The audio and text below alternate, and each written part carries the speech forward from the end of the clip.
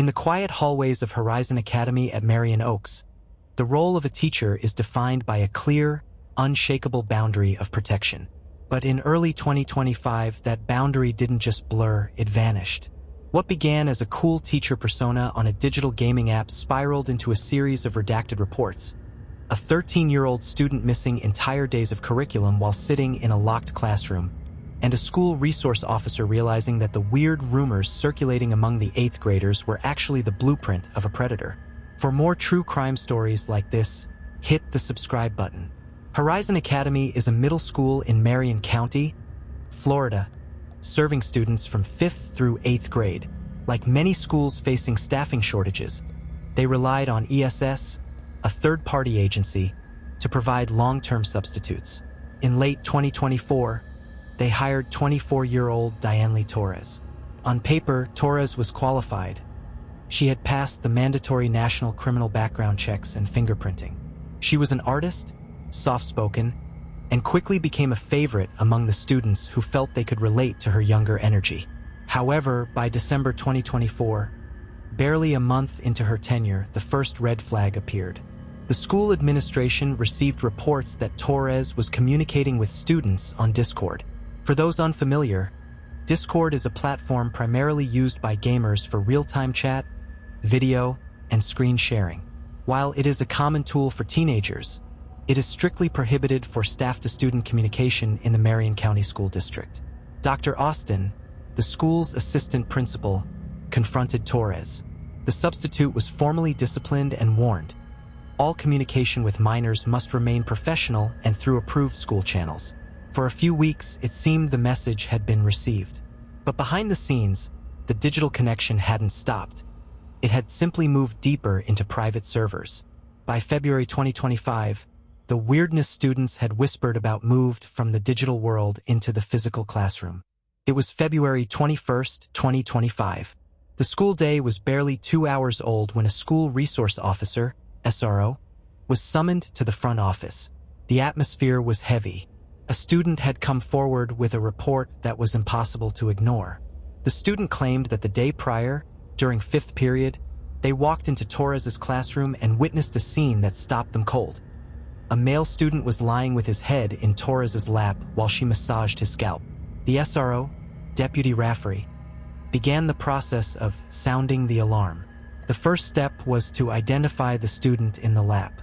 But as the administration began pulling students into the office one by one, they encountered a wall of silence. The first student interviewed admitted the classroom was chaotic. Kids throwing paper balls, people on computers.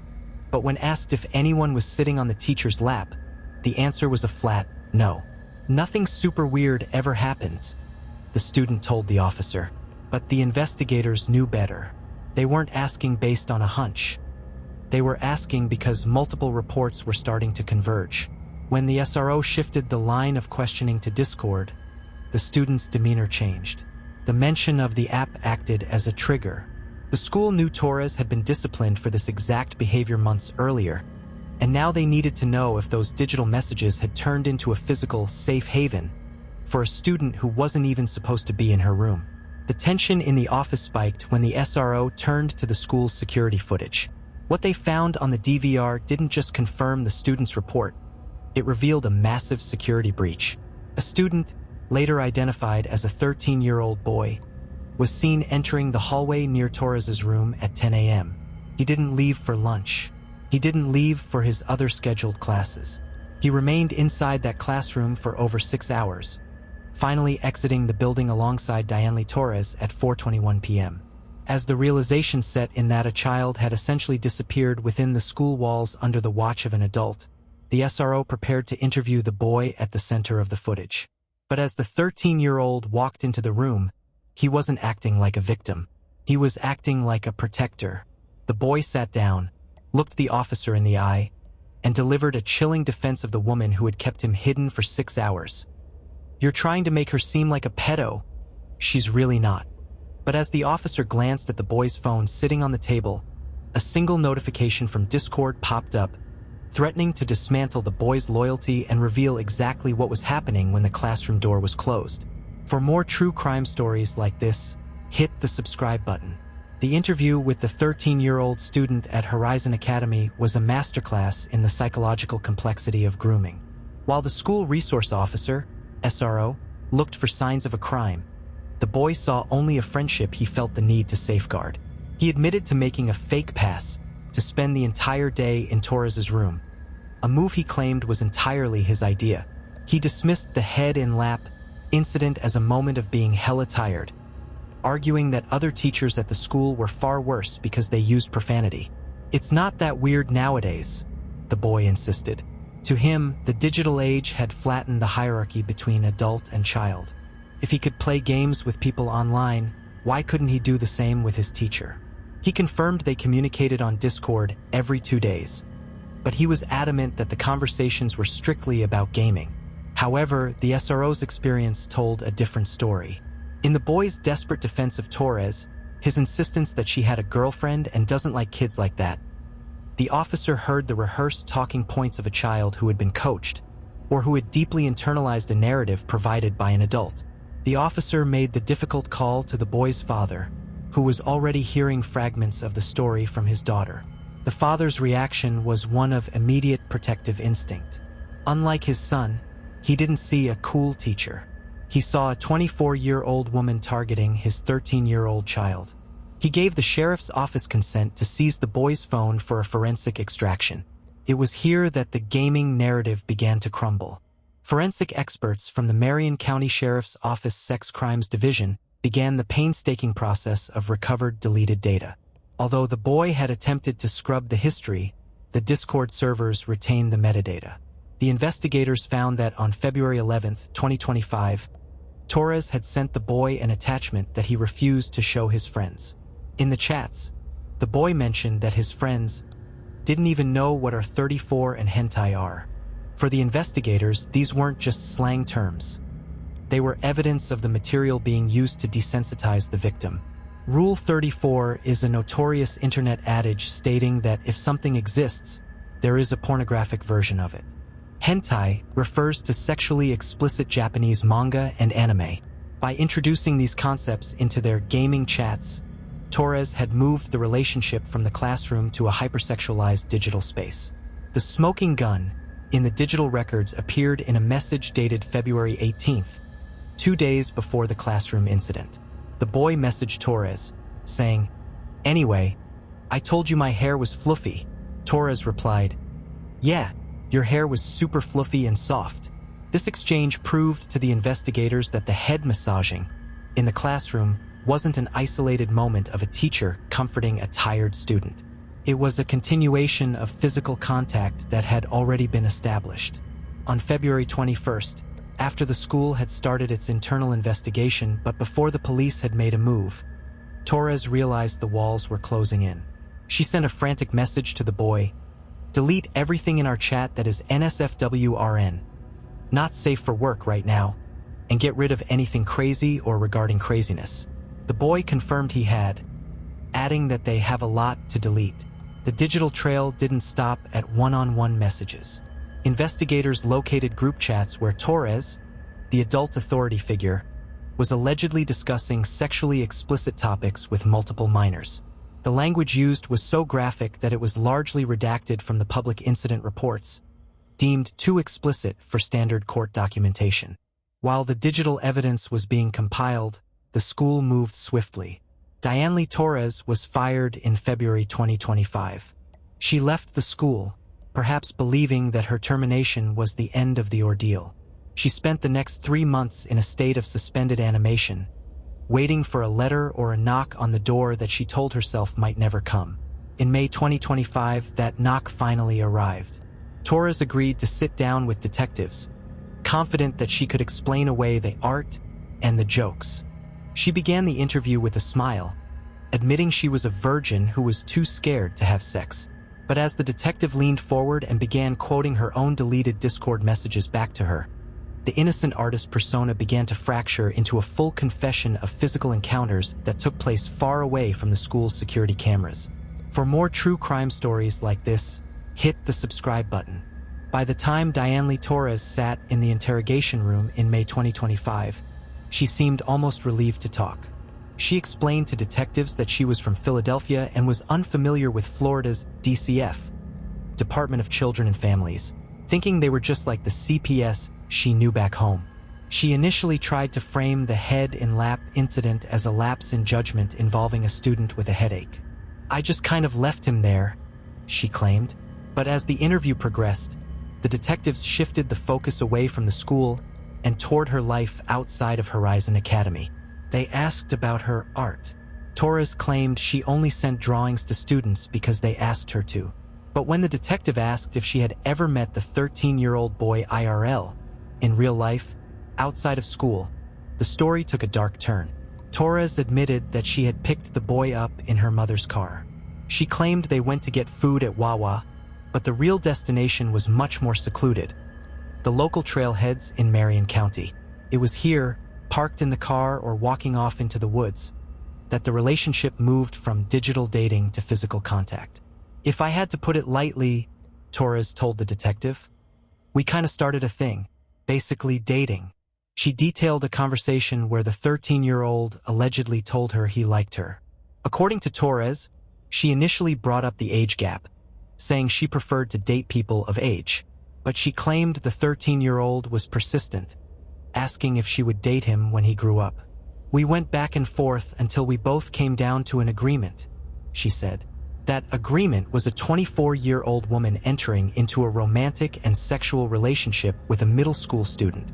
The details Torres provided were harrowing. She admitted to basically dating for a month.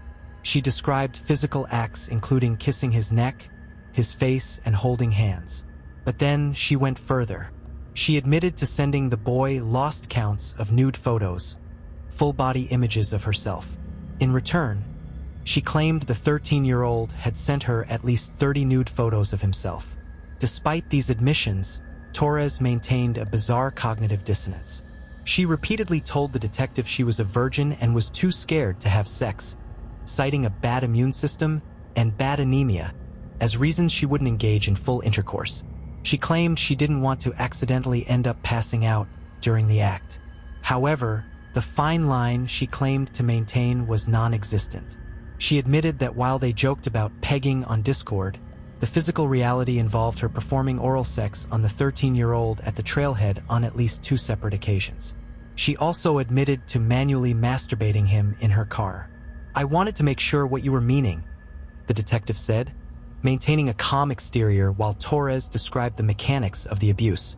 Torres confirmed the acts, even describing how the boy would bite her like crazy during their encounters. She insisted that because there was no penetration, she hadn't truly crossed the ultimate line. She seemed to believe that her virginity was a legal shield that would protect her from the gravity of the charges. Throughout the hours-long interrogation, Torres remained cooperative, even as she described acts that the law defines as capital felonies. She spoke about the boy as if he were a peer, a boyfriend with whom she shared inside jokes and art. She didn't seem to grasp that every word she uttered was a nail in the coffin of her defense. The detective eventually left the room to begin a manual extraction of Torres's own phone.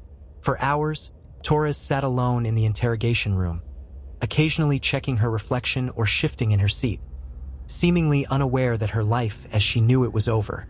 When the detective finally returned, the tone of the room had shifted from conversation to conclusion.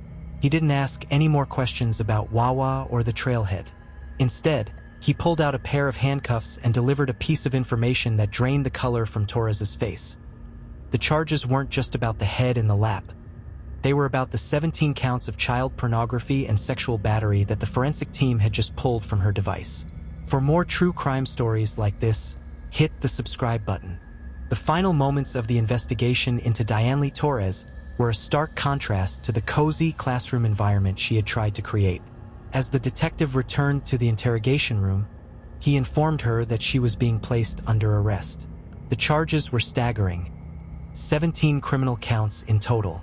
The primary charges focused on the transmission of harmful material to a minor and the possession of child pornography.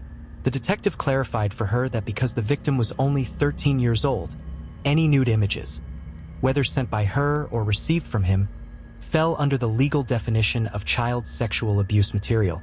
In the state of Florida, these are no-bond offenses, meaning Torres would not be allowed to leave jail while awaiting trial.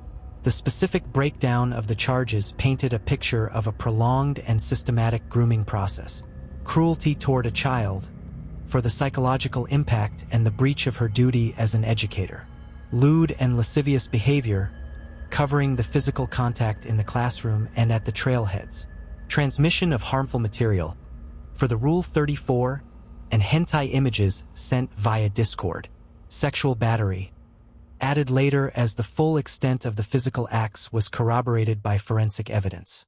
As she was being processed, the full scope of the Rule 34 investigation was revealed. Investigators found that Torres hadn't just been a passive participant in internet culture. She had used her skills as an artist to create and share custom, explicit content that bridged the gap between the boy's interests and her own sexual desires. The community of Marion County was left reeling. Horizon Academy, a place where parents expected their children to be safe, had been the site of a 6-hour security failure where a student remained in a room he didn't belong in while his teacher ignored her professional duties. The staffing agency, ESS, faced intense scrutiny over how a substitute could remain in a classroom for months after a red flag regarding Discord had already been documented. Torres was transported to the Marion County Jail. During her initial court appearance, she pleaded not guilty to all 17 charges. Her defense team would later attempt to lean into the narrative she provided during her interrogation, that she was a young, naive woman who was pursued by a student.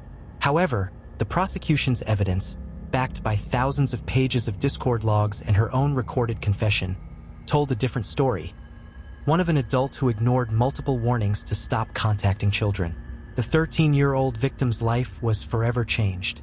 The defense he offered for Torres in the early hours of the investigation is a common symptom of grooming, where the victim is made to feel like a partner in a secret relationship rather than a target of a crime. Through the recovery process, the focus for the family remained on deleting the digital footprint Torres had left behind and ensuring the boy understood that the agreement he thought he made with his teacher was, in fact, a violation of the law. As of early 2026, Diane Lee Torres remains behind bars at the Marion County Jail. Her legal journey is far from over, with multiple court dates scheduled to address the mountain of forensic evidence. The case serves as a chilling reminder of the digital shadows that can exist in modern schools and the importance of students, faculty, and parents sounding the alarm the moment something feels weird.